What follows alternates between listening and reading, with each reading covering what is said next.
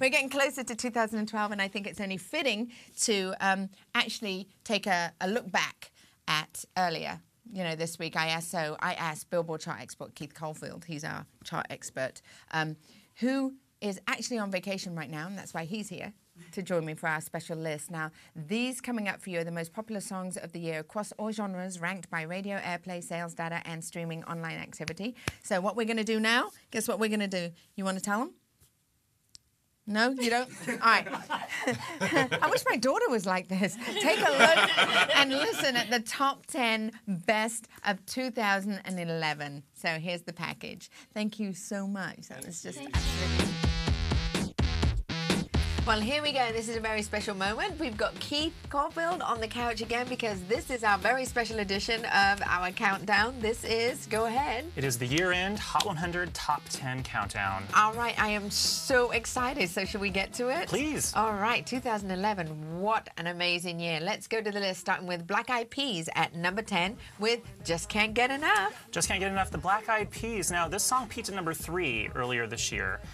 So some people might think it's kind of odd that a number 3 song made it to the top 10 songs of the year, even though there's number 1 songs down below number 10, like Britney Spears, for example, or Rihanna. But what makes you have a top position on our year-end charts is longevity. So it's a peak as well as sticking around for a long time. So this song may have only gone to number 3, but it hung around for a very long time. Black Eyed Peas are, of course, no stranger to the top 10 year-end countdowns. I mean, just a few years ago, they were number 1 with Boom Boom Pow, I believe, in 2009. So this is old hat for them. They're always in the top 10. And they've taken a little bit of a...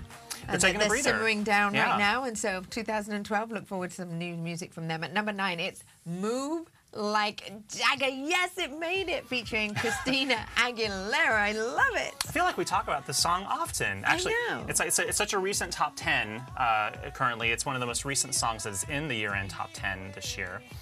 Stats for you, and I can't remember them all, so I have to go to my notes. Please do. It's number 1 for 4 weeks on the Billboard Hot 100. This is the first time Maroon 5 has been in our year-end top 10 since...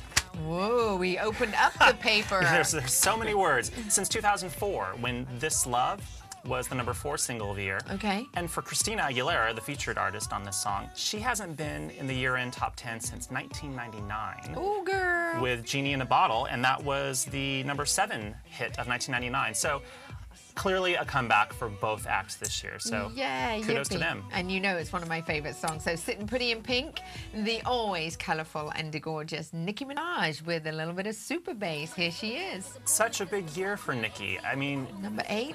Breakthrough year for Nicki. This was a number 3 hit for her, spent 2 weeks at number 3.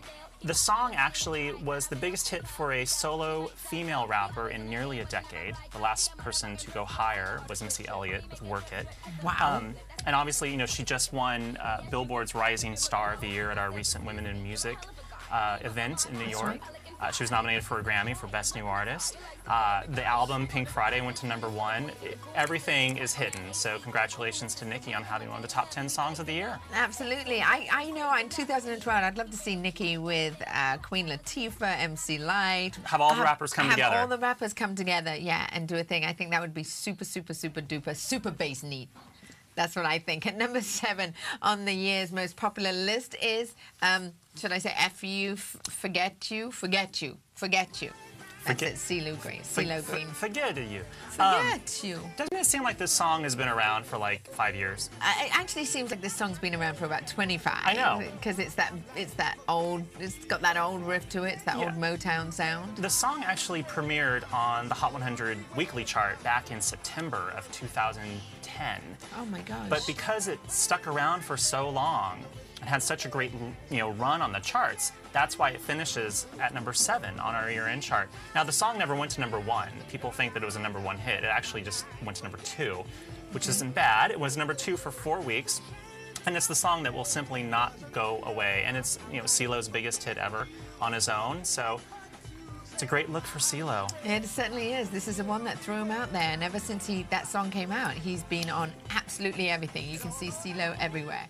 Okay, this is getting exciting because next I'd like to think that he would catch a grenade for me, or you would catch a grenade, or anyone would catch a grenade for me, because that is love. Bruno Mars, there it is at number 6. Here he comes. Gorgeous. I love this song. One of your favorites, indeed. You know, they're all my favorites, aren't they? Every single one. You never say anything bad about anyone on this show, which is a good thing. Thank you.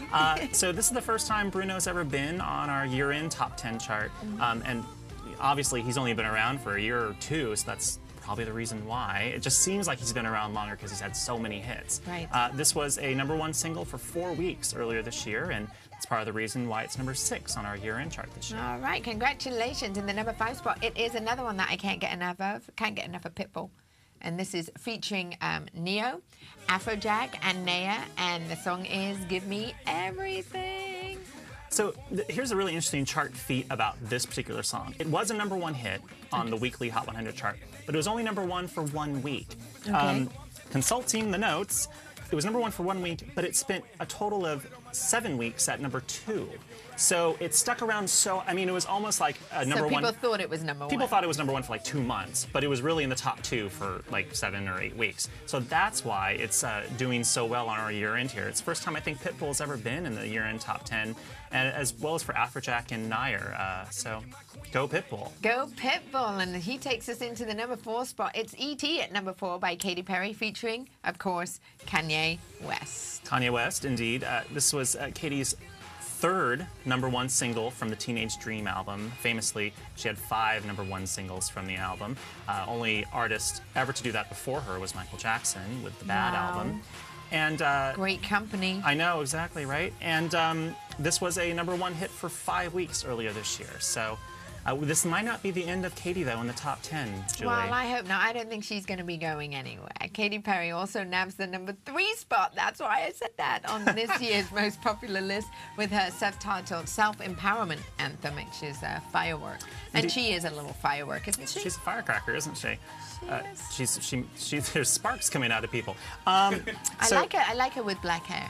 So this is 2 songs for her in the top 4 this year. The last time an artist had 2 songs in the top 4 was back in 2009, when, crazily enough, the Black Eyed Peas and Lady Gaga each had 2 songs in the top 4. So basically, the top 4 songs that year were just Black Eyed Peas and Gaga. So by Katy having 2 in the top 4 this year, she's kind of controlling the pop universe right now. All right, well, keep that pop coming. Another anthem on the charts is LMFAO's, and it's the song you know I love. I Want You to Shuffle. Party rock anthem takes the number 2 spot on our special list this week. You know, here's the really weird thing. There aren't a lot of duos in pop dance music, period. Really, there aren't a lot of duos in a lot of musical acts, period. Can you think of the last time a duo was ever this high on the year-end Hot 100 chart? No, I don't want to put it out there. So it was actually Los Del Rio with the Macarena. No. Yes. I love the Macarena. That was the #1 single of 1996. Exactly. Can you do the Macarena at least? I can't. Well, you know, I'll follow your lead. You won't shuffle, but you'll do the Macarena. I Dream of Genie. Well, I'm just moving hands. That's easier. This is so awesome. Well, that's interesting. I know. I had no idea about that. So, any guesses for the #1 spot? Anybody out there? No. Anyone? Maybe Rihanna. Maybe Rihanna. Maybe Lady Gaga. Nope. Nope, nope. The most popular song of 2011 goes to, are you sure you don't want to chip in? I won't guess, I know, so. Stevie Wonder? No. We haven't got her on our Christmas tree yet because she hasn't come in, but she will be here sometime, and it is the lovely and the gorgeous Adele. Adele. Go figure. Adele, Yes. Rolling in the Deep, the top song of the year on the Billboard Hot 100 chart. Very exciting. So it spent 7 weeks at #1 earlier this year on the weekly Hot 100 chart. It's the 2nd year in a row where the #1 single is by a woman. Last year, Kesha's TikTok was the top song of the year. And other cool thing, Adele has not just the top song of the year, but she also has the top album of the year with 21. The last time an artist had both the top album and single was back in 2004 when Usher's Confessions and Yeah were the top song and album of the year. So banner year for Adele. I mean, we all know that already, but it's still really cool to see her at #1. Well, congratulations, Adele. It's going to be a wonderful Christmas for you. That's the best of 2011, according to the Hot 100 Billboard chart. Thank you so much, Keith, for being here. And just for you to know, when he says notes, I mean, it's just like, this is what he reads. You've got great eyes. You're teeny. All looks like spots to me.